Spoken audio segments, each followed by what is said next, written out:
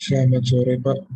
Perkenalkan, saya Paulus Eduardo Panjaitan dengan NIM 1904024143. Di sini saya akan mempresentasikan tentang pertama itu adalah interlock saklar pemisah. Kita bisa ketahui kesalahan operasi saklar pemisah itu dapat merusak peralatan lain dalam sistem, sehingga biaya pemeliharaannya bertambah. Untuk mencegah suatu kesalahan operasi tersebut, maka kita harus membuat interlock antar saklar pemisah dengan pemutus daya, antar saklar pemisah dengan saklar pembumian, dan antara saklar pemisah dengan saklar pemisah yang lain.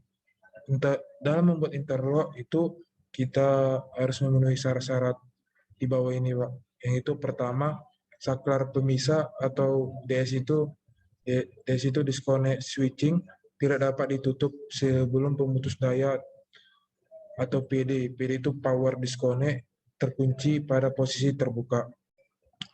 Dan kedua itu saklar pembumian atau ES itu air tester switching dapat ditutup hanya ketika saklar pemisah terkunci pada posisi terbuka dan tidak ada busur api. Dan ketiga itu saklar pemisah dapat ditutup hanya ketika pemutus daya dan saklar pembumian dalam keadaan terbuka.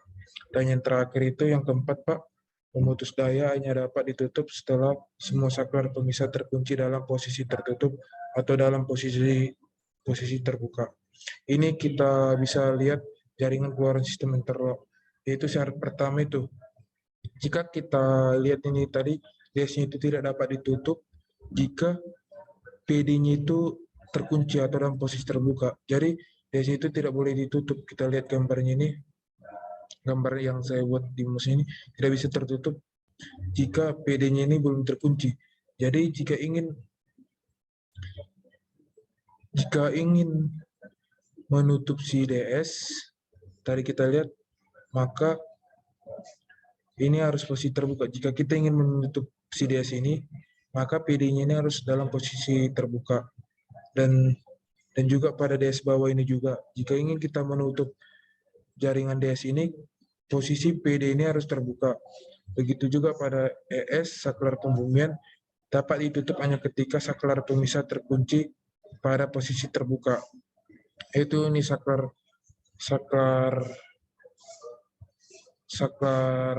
ES. Ini ES ini dapat ditutup jika kita lihat tadi DS-nya ini terkunci pada posisi terbuka. Berarti DS ini harus posisi terbuka yang dekat DS, makanya air tester switching ini atau saklar pembumian ini bisa ditutup. Maka ini bisa digroundingkan. Biar apa?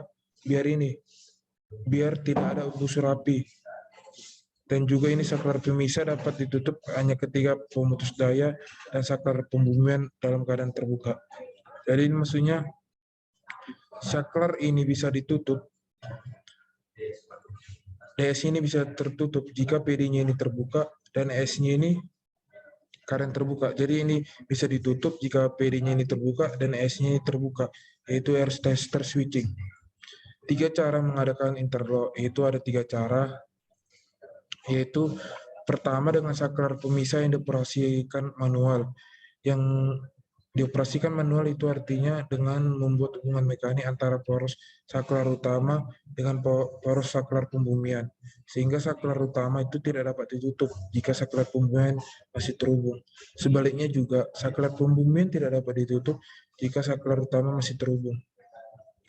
Dan kedua itu saklar pemisah yang dioperasikan dengan perangkat elektromagnet, yaitu perangkat elektromagnet ini berupa kunci, berfungsi untuk meluruskan atau mencegah operasi saklar pemisah dan pemutus daya. Selain mengadakan interlock antar saklar pembumian dengan saklar utama, cara ini dapat mengadakan interlock antara satu saklar pemisah dengan saklar pemisah lain pada jaringan sama, maupun interlock antara saklar pemisah dengan pemutus daya. Dan yang ketiga ini, yang terakhir itu yaitu saklar pemisah yang dioperasikan dengan solenoid, yaitu dengan cara solenoid ini itu digunakan untuk meyakinkan pemutus daya sudah terbuka sebelum saklar pemisah dibuka. Solenoid ini juga dipasang pada saklar pemisah dan dapat dioperasikan dengan saklar kendali. Lalu kita akan mengenal apa saja pengenal dari saklar pasang. Yaitu kita menggunakan standar IEC. Pertama itu ada tegangan nominal. Tegangan nominal itu suatu saklar pemisah yang ditetapkan dengan tegangan tertinggi sistem. Pada IEC-nya itu tegangan tertinggi itu yaitu 3,6 kV, 7,2 kV, 12 kV, 17,5 kV, 24 kV, 36 kV, 52 kV, 72,5 kV, 100 kV, 123 kV, 145 kV, 170 kV, 245 kV, 300 kV, 362 kV, 420 kV, 550 kV, dan terakhir 800 kV. Yang kedua itu pengenal dengan tingkat isolasi. Tingkat isolasi ini ketahanan saklar pemisah memikul tegangan impuls petir standar, tegangan impuls hubung buka standar, dan tegangan frekuensi daya. Untuk saklar pemisah dengan tegangan nominal hingga 245 kV, nilai itu diperlihatkan pada tabel 5.2, yaitu akan pada slide berikutnya. Sedangkan untuk saklar pemisah dengan tegangan nominal lebih daripada 245 kV dapat dilihat pada IEC 60694. Nilai pada tabel adalah nilai ketika atmosfer dalam keadaan standar. Yaitu ini tabel 5.2 dalam keadaan tegangan nominal 245 kV. Bisa dilihat ini tingkat isolasi saklar pemisahnya. Jika tegangan pengenal kV RMS-nya 3,6, maka ketahanan tegangan AC 50 Hz selama 1 menit yang ketahanan dan antara kutub itu sekitar 10. Dan jika antara titik yang dipisahkan itu nilai ketahanan tegangan AC-nya 12. Dan jika sesuai standar ketahanan tegangan impuls standar 1,2 sampai 50 mikrosekon, itu ketahanan dan antar kutub itu 20 sampai 40. Ini tanda bintang ini artinya 40 itu untuk tingkat keamanan yang lebih tinggi. Makanya maksimalnya itu 40 karena 40 itu untuk tingkat keamanan yang lebih tinggi. Jika antara titik yang dipisahkan itu 3/46 tanda bintang juga, ini artinya tanda bintang ini untuk tingkat keamanan yang lebih tinggi. Maka berarti 46 ini merupakan ketahanan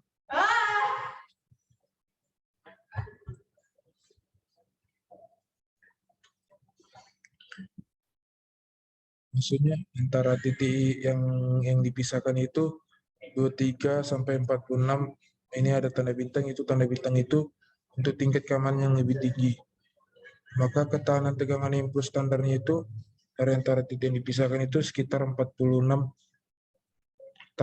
maksimal itu 46. Bisa kita lihat di tabel ini sampai dia 245 kV karena tadi ini untuk tegangan lebih kecil sama dengan 250 kV. Dan kita lihat ketiga itu frekuensi nominal. Yang ketiga frekuensi nominal, yaitu nilai standar frekuensi nominal itu adalah 16 Hz, 25 Hz, 50 Hz, dan 60 Hz. Untuk Indonesia sendiri menggunakan 50 Hz, sedangkan di luar negeri menggunakan frekuensi standarnya itu 60 Hz. Dan keempat itu arus nominal. Di mana arus nominal ini adalah arus RMS yang tertinggi yang dapat dialirkan saklar pemisah dalam waktu tidak terbatas. Arus pengenal standar ini antara lain nilainya itu 200, 400, 630, 800, 1250, 1600, 2000, 2500, 3150, 4000, 5000, dan terakhir 6300 ampere. Dan kelima ini ada kenaikan temperatur. Batas kenaikan temperatur pada peralatan saklar pemisah ini sebesar 40.000 derajat Celcius di atas temperatur sekelilingnya. Dan yang keenam yaitu ketahanan arus waktu singkat. Nilai ketahanan arus waktu singkat sekurang-kurangnya sama dengan arus hubung singkat pada lokasi penempatan saklar pemisah tersebut. Menurut standar, nilai ketahanan arus waktu singkatnya itu senilai 8, 10, 12,5, 16, 20, 25, 31,5, 40, 50, 63, dan terakhir 100 kiloampere. Yang ketujuh, ketahanan arus puncak. Itu adalah nilai tertinggi puncak arus yang dapat dipikul saklar pemisah dalam 1 sekon. Jika frekuensi sistem itu seperti di Indonesia adalah 50 Hz, maka nilai puncak arus sama dengan 2,5 kali nilai ketahanan arus singkat. Sedangkan pada frekuensi sistem 60 Hz seperti pada luar negeri, nilai puncak arus sama dengan 2,6 kali nilai ketahanan arus singkat. Dan ke-8 itu durasi hubung singkat. Durasi hubung singkat itu 1 sekon. Dan kemampuan arus penutupan hubung singkat ini dinyatakan hanya pada saklar pembumian berhubungan dengan arus yang dialirkan saklar pembumian ketika menghubung singkatkan jaringan ke tanah. Dan ke-9 itu tegangan nominal catu daya. Tegangan catu daya peralatan bantu untuk penutupan dan pembukaan saklar pemisah bisa dilihat pada tabel 5.3 di slide berikutnya. Ini kita lihat tegangan catu daya peralatan bantu saklar pemisah. Jika DC voltnya itu memiliki 24 volt, maka AC satu fasanya itu 120 volt. Dan AC 3 fasanya itu 120 per 208 volt. Kenapa bisa 208 volt? Karena nilai 120-nya ini dikali dengan akar 3. Dan ini seterusnya juga jika pada 48 volt, AC satu fasanya itu senilai 220 volt. Dan AC 3 fasanya itu senilai 380 volt. Dari mana 380 ini? Karena 220 bagi akar 3, karena ketiga fasa. Ini berlaku untuk frekuensi AC yang 50 Hz dan 60 Hz. Lalu lanjut selanjutnya ke tegangan gas nominal. Data ini juga hanya ada jika saklar pemisah menggunakan gas sebagai isolasi atau menggunakan gas untuk keperluan operasi tutup buka. Ini seperti ketentuannya aja jika dia menggunakan gas. Standar tekanan gasnya itu 0,5 megapascal, 1 megapascal, 1,6 megapascal, 2 megapascal, 3 megapascal, dan terakhir 4 megapascal. Dan ini zona kontak nominal. Ketentuan zona kontak nominal. Kontak tetap suatu saklar pemisah dapat bergeser dari kedudukan normalnya karena adanya gaya yang dialami kontak tetap. Zona kontak nominal ini juga merupakan toleransi pergeseran kontak tetap suatu saklar pemisah. Spesifikasi zona kontak diberikan oleh pabrikan atau mungkin ada nameplate-nya.